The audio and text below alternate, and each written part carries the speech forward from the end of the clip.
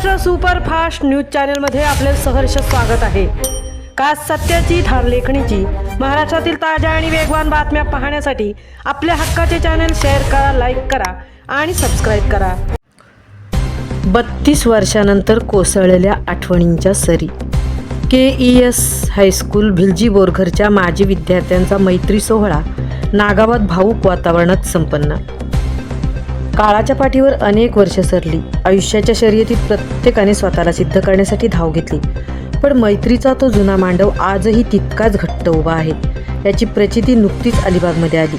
KES high school भिलजी Borghar व भाग शाळा बॅच 1993-94च्या माजी विद्यार्थ्यांनी दिनांक 23 ऑगस्ट रोजी तब्बल 32 वर्षानंतर नागाव येथील अतिथी विला रिसॉर्टमध्ये पहिल्या वर्षाविहार स्नेहसंमेलनाचा सुवर्णक्षण अनुभवला। आजच्या नव्या पिढीला हेवा वाटावा आणि अभिमान वाटावा अशा निखळ मैत्रीचा एक अनोखा आदर्श या मित्रांनी समाजासमोर ठेवला।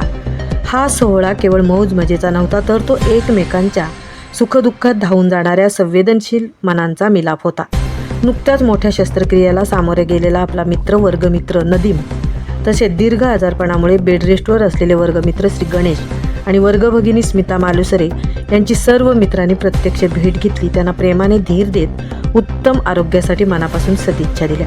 दुसरीकडे कौटुंबिक आणि वैयक्तिक अडचणींमुळे जे मित्रमैत्रिणी येऊ शकले नाहीत, त्यांची उणीव प्रत्येक क्षणी जाणवत होती।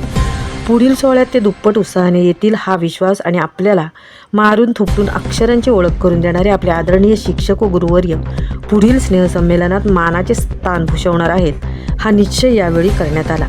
संत तुकाराम महाराजांच्या लहानपणे देगा देवा मुंगी साखरेचा रवा या उक्तीचा प्रत्यय या रिसॉर्टवर आला। बाहेरील जगाची ओझे पदे आणि विवंचना विसरून प्रत्येक जण 8वी 9वी आणि 10वीतील तोच निष्पाप लहानगा विद्यार्थी झाला। रिसॉर्टच्या स्विमिंग पूलमध्ये मित्रांनी लहान मुलांसारखा असा काही धिंगाणा घातला। गाणी डान्स अशी काही मैफिल रंगली की काहींना अक्षरशः लहानांसारखे ओरडून पाण्यातून बाहेर काढावे लागले।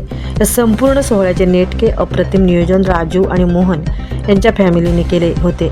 एखाद्या नाटकाचे लेखन, दिग्दर्शक आणि कलाकार म्हणून त्यांनी या आठवणींच्या नाटकाला जी दिशा दिली त्यासाठी शब्दच अपुरे पडतील। या सोहळ्याचे मर्म सांगताना मित्र राजू झावरे यांनी अत्यंत सुंदर शब्दात सांगितले की खरवसाच्या गोडव्याने मैत्रीच्या गोडव्याला पुन्हा एकदा गोड केले आणि पावसांच्या सरीसोबत रंगलेला हा सोहळा कृतज्ञतेच्या भावनेने ओथंबून गेला। दिवस इतक्या घाईने का संपला हा प्रश्न प्रत्येकाच्या मनात होता।